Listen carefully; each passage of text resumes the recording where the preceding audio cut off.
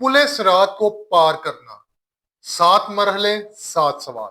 यकीनन हर एक इंसान ने एक दिन ऐसा टाइम देखना है कि वो पुले सिरात को पार करेगा, और जो नहीं पार करेंगे और जो पार करेंगे, इसी के रिलेटेड आज की हमारी वीडियो। चलते हैं हम अपनी आज की वीडियो की तरफ। उससे पहले चैनल पे नए हैं, चैनल को लाइक एंड सब्सक्राइब करना मत भूलिएगा। Let's start the video. पुले सिरात जहन्नुम के ऊपर बना हुआ मशहूर पुल। बिलाशुबा हम सब इस पुल को पार करेंगे, डेफिनेटली। जो बाल बराबर बारीक और तलवार की धार जितना तेज है। कोई भी पुले सिरात को उस वक्त तक पार ना कर सकेगा जब तक वो सवालात के 7 मरहलों से ना गुजर जाए। 7 सवालात 7 मुख्तलिफ पड़ाव पर। ये 7 सवालात क्या हैं? क्या आप इनका जवाब देने के लिए तैयार हो? पुले सिरात को यूं बयान फरमाया, पुले सिरात को पार करने का इन्हसार हर एक के अमाल पर है। कुछ लोगों के लिए ये बहुत आसान होगा और कुछ के लिए बहुत मुश्किल। ये जहन्नुम का एक पुल है जो के बाल से ज्यादा बारीक और तलवार की धार से ज्यादा तेज है। इसमें कांटे और बेड़ियां हैं जो उनको गिरफ्त में लेंगे जिसे अल्लाह चाहेगा। कुछ लोग इस पर से पलक झपकते गुजर जाएंगे जैसे रोशनी की रफ्तार हवा की तरह, या आली नसब घोड़ों और सवारियों पर। फरिश्ते पुकारेंगे, ऐ परवरदिगार सलामती फरमा, ऐ परवरदिगार सलामती फरमा। वो लगातार पुकारेंगे। वहां ऐसे लोग होंगे जिनको खराश भी ना आएगी, और ऐसे भी होंगे जिन्हें हथौड़े से मारा जाएगा, और ऐसे भी होंगे जिनके चेहरे आग में झोंक दिए जाएंगे। जी हाँ, जैसा कि हदीस से साबित है कि लोग खुदा की बारगाह में अपने दर्जात की बुनियाद पर इस पुल को पार करेंगे। कुछ लोग इसे रोशनी की रफ्तार से पार करेंगे, जबकि दूसरे रेंग कर इस सफर का इख्तिताम करेंगे। जैसा कि कुरान मजीद की सूरा 79 आयत 6 में दर्ज है कि हजरत इसराफील अलैहिस्सलाम 2 दफा सूअर फूंकेंगे, और पहली दफा सूअर फूंकने पर सिवाय उनके जिसे अल्लाह सुब्हानो ताला चाहे, जमीन और आसमानों की हर चीज उसकी हैबत से लरज उठेगी, और उसके साथ ही कयामत बर्पा हो जाएगी।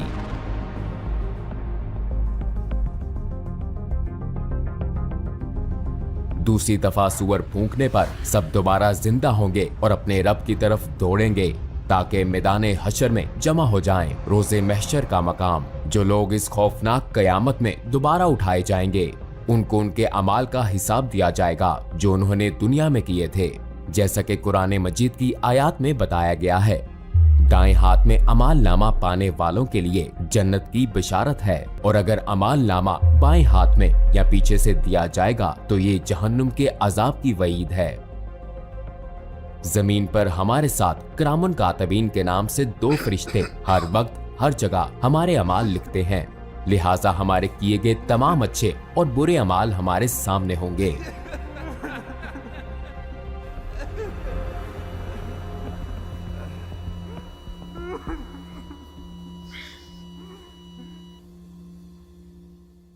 अमाल नामे के हवाले से सूरह कहफ की आयत नंबर 49 में बताया गया है,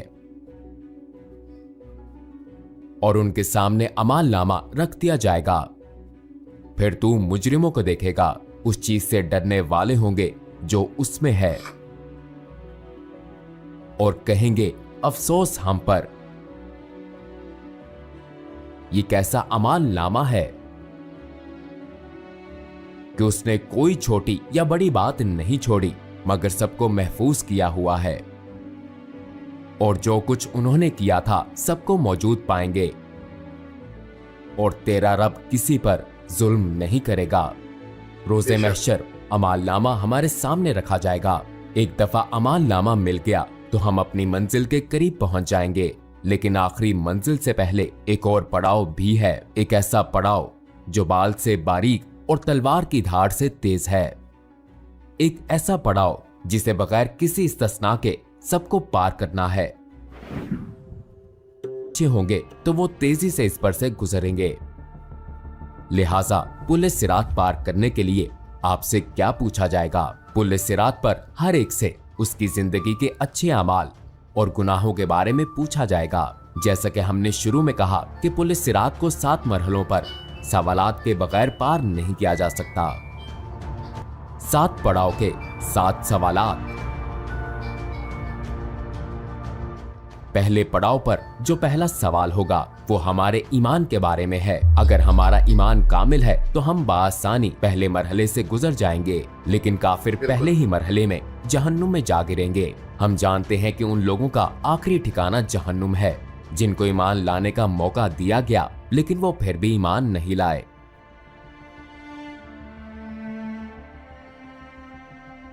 खुदा ने अपनी पाक सिफात और नेक बंदों के जरिए अपना तारुफ करवाया, तो जो ईमान नहीं लाए बिलाखिर उनका आखिरी ठिकाना जहन्नुम है। और जहन्नुम इतनी बेरहम होगी कि जब उससे पूछा जाएगा कि क्या तुम भर गई हो, तो ये चिल्लाकर कहेगी क्या और नहीं है। दूसरे लफ्जों में उस दिन तमाम काफिर जहन्नुम में झोंकने के बाद भी कोई चीज उसका पेट नहीं भर सकेगी।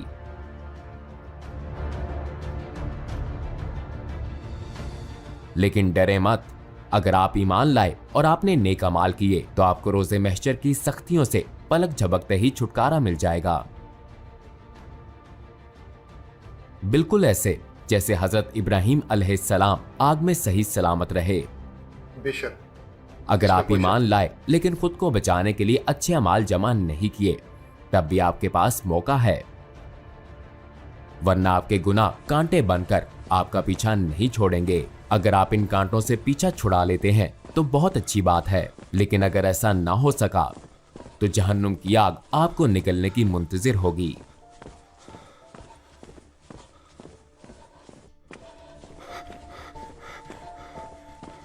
जैसा कि सूरह मरियम की आयत नंबर 72 में दर्ज है, फिर हम उन्हें बचा लेंगे जो अल्लाह सुब्हानो ताला से डरते हैं और जालिमों को इसमें घुटनों पर गिरे हुए छोड़ देंगे।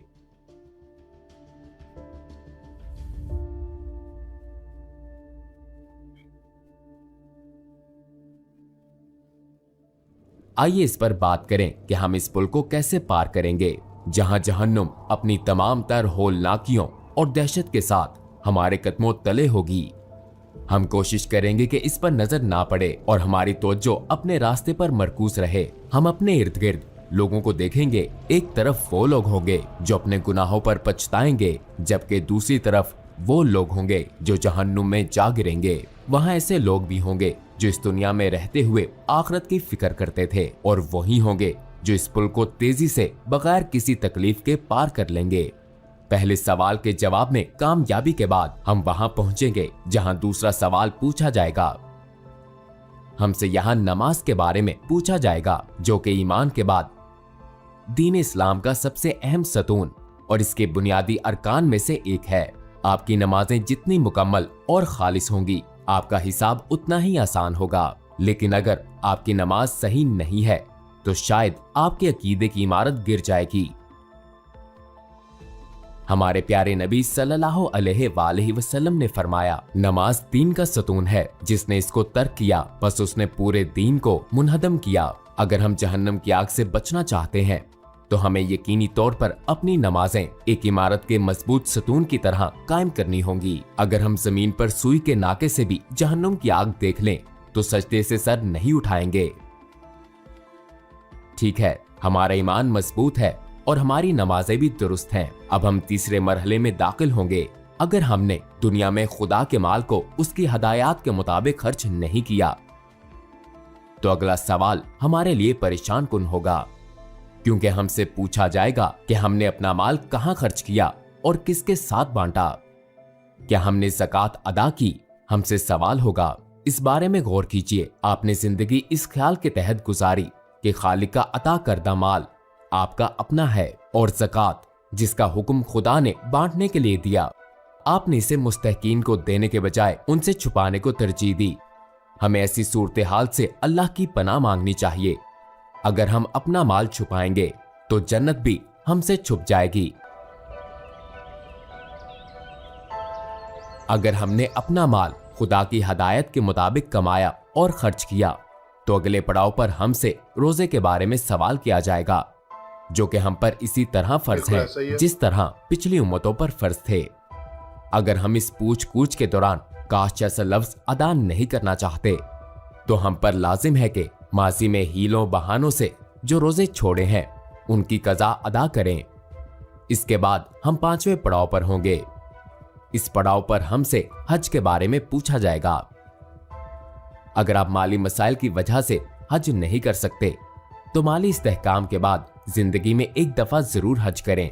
अगर हम इस्तात होने के बावजूद हज अदा नहीं करते और बहाने बनाते हैं तो हम संगीन नताइज का सामना कर सकते हैं।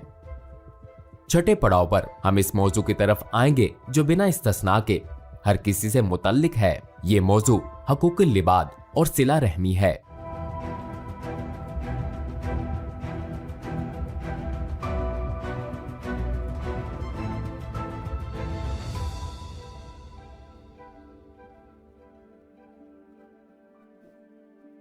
हम हमेशा दूसरों का हक गजब करके उनके हकूक नजरअंदाज करते हैं।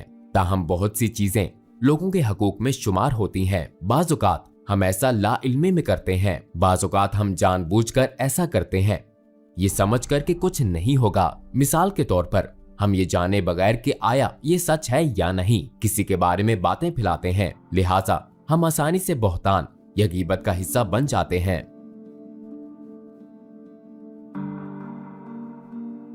हमारे दीन में खानदान और रिश्तेदारों का तस्वुर बहुत अहम है, लिहाजा इसको बहुत अहमियत देनी चाहिए। ताहम हो सकता है कि हम अपने तमाम रिश्तेदारों के साथ हमेशा ना रहें, हमें उनके कुछ रवैये नापसंद हों, लेकिन हमें उनसे मुकम्मल कता ताल्लुक नहीं करना चाहिए। आइए सहाबा कराम रिजवान अल्लाह अलैहिम अजमाइन की हयात पर नजर डालें। चंद सहाबियों के वालिदैन मुसलमान ना थे, लेकिन उन्होंने फिर भी अपने वालिदैन को खुश करने की कोशिश की, सिवाय उन मामलात के जिनसे खुदा ने मना किया था। जब हम उन तमाम मराहिल से गुजर जाएंगे तो हमसे तहारत यानी गुस्ल का सवाल होगा। अगर हम पिछले 6 सवालों में कामयाब रहे, खुदा के फजल से हम उन लोगों में शामिल होंगे जो सफाई को तरजीह देते हैं। अगर हम तहारत का ख्याल ना रखते तो पिछले सवालात में कामयाबी भी मुमकिन ना होती।